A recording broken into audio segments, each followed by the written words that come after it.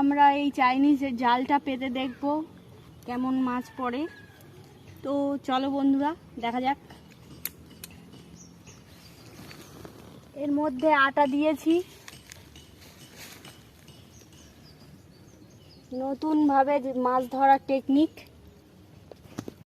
এখন দেখতে এসেছি, দেখা যাক কেমন কি মাছ পড়েছে।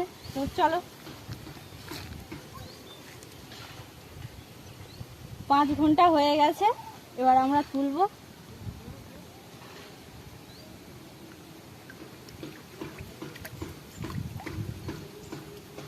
তো আজ আমরা পুকুরে পেতেছিলাম,